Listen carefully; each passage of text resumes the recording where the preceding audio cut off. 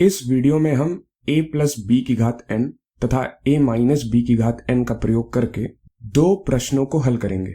पहला प्रश्न है x प्लस 1/x इस पूरे की घात 6 और दूसरा प्रश्न है 2x माइनस 3 पूरे की घात 6।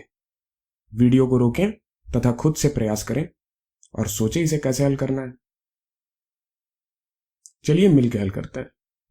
इससे पहले हम पहले प्रश्न को करें। चलिए एक बार a प्लस बी की घात n के प्रसार को देख लेते हैं। तो a प्लस बी की घात n का एक्सपेंशन यानी कि प्रसार ये होगा समेशन k 0 से लेके n तक n c k a की घात n माइनस k b की घात k। तो यहाँ पे आपको कुल 4 चीजें दिखेंगी। एक तो ये सिग्मा का चिन्ह जिसे इंग्लिश में समेशन कहते हैं और हिंदी में इसका मतलब होता है योग। यहाँ पर k 0 से लेके n तक जाता है और जैसे जैसे k का मान बदलेगा वैसे वैसे हमें भिन्न भिन्न पद मिलते जाएंगे और कुल हमें n प्लस 1 पद मिलेंगे। पदों की संख्या होगी n प्लस 1 क्योंकि k का मान 0 से लेके n तक जा रहा है और 0 से लेके n तक कुल n प्लस 1 संख्याएं हैं, तो हमें n प्लस 1 पद मिलेंगे और प्रत्येक पद में हमें गुणांक मिलेंगे। a की घातें मिलेंगी जो कि घटते क्रम में होंगी और b की घातें मिलेंगी जो कि बढ़ते हुए क्रम में होंगी। अब जब हम इसका प्रसार करेंगे तो कुछ इस तरह से हमें मिलेगा और चूंकि समेशन का चिन्ह लगा है, सिग्मा का चिन्ह लगा है, तो इसका मतलब हुआ हम पदों को जोड़ रहे हैं, तो यहाँ प्लस का चिन्ह आ जाएगा। यहाँ पे गुणांक हैं nc0, nc1, nc2 dot dot dot कहां तक ncn तक और a की घातें हैं a की घात n, a की घात n माइनस 1, a की घात n minus 2 dot dot dot जब तक कि a की घात 0 नहीं हो जाती और a की घात 0 1 होता है तो यहाँ हमने लिखा नहीं है उसे। अब b की घातें होंगी, b की घात 0 से शुरुआत होगी, b की घात 0 तो 1 है इसलिए यहाँ पे हमने नहीं लिखा इसे, तो b की घात 1 फिर b की घात 2 और ये चलता रहेगा b की घात n माइनस 2, b की घात n माइनस 1 और b की घात n तक। तो यहाँ पे a की घात घटते हुए क्रम में है और b की घातें बढ़ते हुए क्रम में है। तो अब हमें प्रश्न में करना क्या होगा, हमें इन गुणांकों को ज्ञात करना होगा और a की घातों को ज्ञात करना होगा और b की घातों को ज्ञात करना होगा और हमें प्रत्येक पद को ज्ञात करने के लिए गुणांक a की घात तथा b की घात इन तीनों का ही गुणा करना पड़ेगा। उसके बाद हम प्राप्त पदों को आपस में जोड़ देंगे और हमें प्रसार मिल जाएगा। अब आइए दिए गए प्रश्नों को करते हैं। तो सबसे पहला प्रश्न था x प्लस 1/x की घात 6।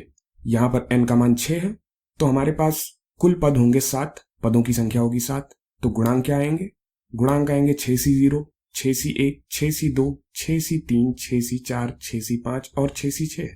तो ये कुल 7 पदों के गुणांक है, ये आपस में जुड़ेंगे। चूंकि समेशन का चिन्ह था तो ये आपस में जुड़ जाएंगे, plus plus plus plus plus plus. अब a की जगह पे x है तथा b की जगह पे 1/x है। चूंकि हम a की घातों को घटते हुए क्रम में लिखते हैं और यहाँ पर a की जगह x है तो सबसे पहला होगा x की घात 6, फिर x की घात 5, फिर x की घात 4, x की घात 3, x की घात 2, x की घात 1 और x की घात 0। और b की जगह पे 1/x है तथा b की घातें बढ़ते हुए क्रम में आती हैं। तो 1/x की घात 0 से शुरुआत होगी, 1/x की घात 0, 1/x की घात 1, 1/x की घात 2, 1/x की घात 3 और ये चलता जाएगा कहां तक, 1/x की घात 6 तक। अब चलो इसे सरल कर लेते हैं। तो 6c0 हुआ 1, 6c1 हुआ 6, 6c2 ये होगा 6 गुणे 5/2 जो कि होगा 15, 6c3 ये होगा 6 गुणे 5 गुणे 4 बटे 3 गुणे 2। तो 3 गुणे 2 नीचे हर में आएगा 6, तो 6 से 6 कट जाएगा तो 5 गुणे 4 यानी कि 20 होगा। 6c4 ये तो 6c2 के ही बराबर है तो 15, 6c5 ये 6c1 के बराबर है तो 6, फिर 6c6 तो 1 ही है। अब यहाँ आपको एक पैटर्न दिख रहा होगा। पैटर्न क्या है कि गुणांक पहले बढ़ते हुए क्रम में होते हैं, बढ़ते जाते हैं और एक पीक पर पहुंचते हैं, जैसे कि यहाँ 20 पर पहुंचा है, फिर वहां से घटना चालू करते हैं। तो 1 6 15 20 फिर 15 6 1। तो यहाँ पे प्लस चिन्ह है तो प्लस चिन्ह को लगा लेते हैं, प्लस प्लस प्लस प्लस। अब चलिए पहले इन दोनों का गुणा करते हैं। तो x की घात 6 और 1/x की घात 0। अब चूंकि 1/x की घात 0 1 है तो ये हमें x की घात 6 मिलेगा। x की घात 5 गुणे 1/x की घात 1 ये तो आएगा x की घात 4, x की घात 4 गुणे 1/x की घात 2 ये आएगा x की घात 2, x की घात 3 गुणे 1/x की घात 3 ये x की घात 3 से x की घात 3 कटेगा तो यहाँ 1 आएगा। x की घात 2 गुणे 1/x इस पूरे की घात 4 जो कि होगा x की घात 2 बटे x की घात 4, तो ये हमें 1/x की घात 2 मिलेगा। ऐसे इन दोनों का गुणा 1/x की घात 4 मिलेगा क्योंकि अंश में रहेगा x की घात 1 और हर में रहेगा x की घात 5। x से x कट के हो जाएगा 1/x की घात 4 और x की घात 0 और 1/x की घात 6, ये मिलेगा 1/x की घात 6। अब यहां पर जो हमें सफेद रंग से प्राप्त x की घातें हैं, इनका गुणा हम गुणांकों से करेंगे, जो कि यहां पीले रंग से लिखा हुआ है।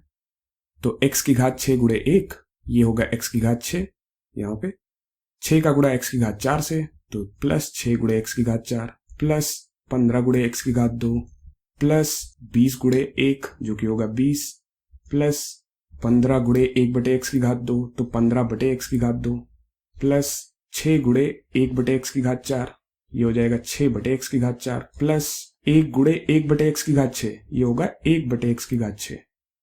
अतः यहां पर जो हमें व्यंजक यानी कि एक्सप्रेशन प्राप्त हुआ है, यही x प्लस 1/x की घात 6 का प्रसार है। अब चलिए अगला करते हैं। अब अगले प्रश्न को करने के लिए हमें a माइनस b की घात n का प्रसार जानना होगा, क्योंकि वहां पर माइनस का चिन्ह है।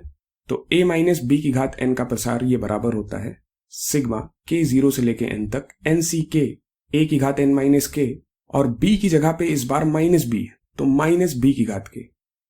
अतः a प्लस b की घात n के प्रसार में और a माइनस b की घात n के प्रसार में केवल एक ही अंतर में मिलता है, वो है ये माइनस चिन्ह का, जो कि b के साथ लगा होता है यहां पे।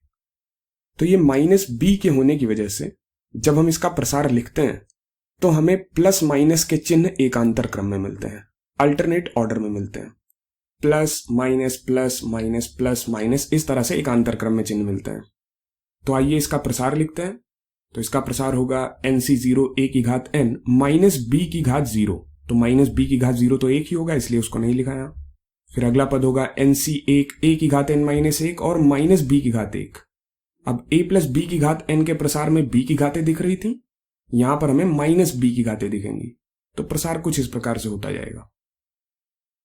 तो इसके प्रसार में ये सारे पद हमें मिलेंगे। चूंकि समेशन का चिन्ह है तो इन सब का योग हो जाएगा, plus plus plus dot dot dot. यहां पर पहला पद पिछले प्रसार की तरह समान है और ये धनात्मक है। अब दूसरे पद में माइनस b की घात विषम संख्या होने की वजह से इसका चिन्ह हमें ऋणात्मक मिलेगा, तो प्लस माइनस, फिर ये चूंकि माइनस b की घात सम संख्या है फिर से प्लस होगा, और इस तरह से प्लस माइनस प्लस एकांतर क्रम में आते जाएंगे। तो यहां पे अगला पद आएगा माइनस, फिर प्लस, फिर माइनस। अब यदि हम a प्लस b की घात n तथा a माइनस b की घात n की तुलना करें तो हम कह सकते हैं कि कुल पदों में लगभग आधे पद समान रहेंगे और बाकी बचे हुए पद ऋणात्मक चिन्ह के साथ आएंगे। और कौन से पद समान होंगे? जिनमें b की घातें सम संख्या में आएंगी, मतलब b की सम घातों वाले पद, जैसे कि b की घात 2, b की घात 4, इसी तरह और भी सारे पद। अब कौन से पद ऋणात्मक चिन्ह वाले होंगे? जिनमें b की घातें विषम संख्या में होंगी, तो b की विषम घातों वाले पद। और हम इस आखिरी पद के बारे में कुछ नहीं कह सकते, क्योंकि हम इस आखिरी पद में n सम है या विषम हम ये नहीं जानते, हम n का मान नहीं जानते, इसलिए इसके बारे में हम कुछ नहीं कह सकते। अगर n एक सम संख्या हुई, इवन नंबर हुआ, तो ये धनात्मक मिलेगा। अगर n एक विषम संख्या हुई, ऑड नंबर हुआ, तो हमें ये पद ऋणात्मक मिलेगा। आइए इसका इस्तेमाल हम अगले प्रश्न को हल करने में करते हैं। तो अगला प्रश्न क्या है? 2x माइनस 3 की घात 6। अब चूंकि घात यहाँ 6 है तो n बराबर 6 है और पदों की संख्या हो जाएगी 7। कुल 7 पद हमें मिलेंगे, तो हमें गुणांक 7 मिलेंगे। तो गुणांक होंगे 6c0, 6c1, 6c2, 6c3, 6c4, 6c5, 6c6। इस बार इन सभी के चिन्ह धनात्मक नहीं होंगे, तो इनके चिन्ह एकांतर क्रम में आएंगे, अल्टरनेट ऑर्डर में आएंगे। तो पहला होगा प्लस, दूसरा माइनस, फिर प्लस, फिर माइनस, फिर प्लस, फिर माइनस, फिर प्लस। तो ये चिन्ह plus minus plus minus plus minus plus इस तरह से एकांतर क्रम में आएंगे। तो इस परिस्थिति में आखिरी पद का गुणांक ये धनात्मक है। अब आइए a तथा b की घातों को देखते हैं। यहां पर a की जगह पे 2x है और b की जगह पे 3 है, तो शुरुआत a की सबसे बड़ी घात से होगी। तो 2x की घात 6 यहां से शुरुआत होगा और इसकी घातें अब घटती जाएंगी। तो 2x की घात 6, फिर 2x की घात 5, फिर 2x की घात 4, फिर घात 3, फिर घात 2, घात 1 और घात 0। 2x की घात 0, घात 0 लगाना ना भूलें। अब b की जगह पे 3 है और 3 की घात 0 से शुरुआत होगी और इसकी घातें बढ़ते हुए क्रम में होंगी। तो 3 की घात 0, 3 की घात 1, 3 की घात 2, 3 की घात 3, 3 की घात 4, फिर घात 5 और घात 6। अब चलो इसे सरल करते हैं। तो सबसे पहले हम गुणांकों को लिखते हैं। तो 6C0 ये 1 है, 6C1 ये 6 होगा, 6C2 ये 15 है, 6C3 ये 20 होगा और 6C4 ये फिर से 15, फिर 6C5 6, 6C6 1। अब चिन्हों को लगाना ना भूलें। तो पहला गुणांक धनात्मक है तो पहला है प्लस, दूसरा minus, plus minus plus minus plus. अब चलिए इस हरी पंक्ति को सरल करके लिख लेते हैं। तो 2 की घातें आएंगी, इनको सरल करके लिख लेते हैं। 2 की घात 6 हुआ 64, 64 x की घात 6, ये होगा 32 x की घात 5, ये होगा 16 x की घात 4, फिर 8 x की घात 3, 4 x की घात 2, 2 गुणे x की घात 1 और ये तो 1 होगा। अब इस दूसरी पंक्ति में 3 की घातें हैं। तो 3 की घात 0 1, 3 की घात 1 3, 3 की घात 2 9, 3 की घात 3 27, 3 की घात 4 81, 3 की घात 5 ये होगा 81 गुणे 3 जो कि हो जाएगा 243 और 3 की घात 6 ये होगा 243 गुणे 3। तो 3 का गुणा 243 से ये हमें देगा 729।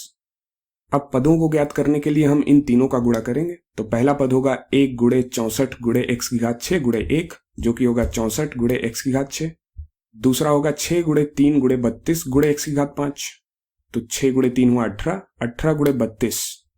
तो 18 का गुणा 32 से करेंगे तो 576 मिलेगा। तो ये माइनस चिन्ह के साथ 576 x की घात 5। फिर इन तीनों का गुणा होगा तो प्लस इन तीनों का गुणा करने पर ये मिलेगा 2160 x की घात 4, फिर माइनस इन तीनों का गुणा 4320 x की घात 3, प्लस इन तीनों का गुणा यहां से मिलेगा 4860 x की घात 2, फिर माइनस इन तीनों का गुणा ये होगा 2916 x और फिर प्लस इन तीनों का गुणा जो कि होगा 729। तो ये है प्रसार 2x माइनस 3 की घात 6 का। आप यहाँ पर अपने उत्तर को चेक कर सकते हैं, यहाँ पर की गई कैलकुलेशंस को एक बार चेक कर सकते हैं और आपको ये उत्तर मिलेगा। तो इस तरह से हम a माइनस b की घात n तथा a प्लस b की घात n के प्रसार पर आधारित प्रश्नों को हल करते हैं।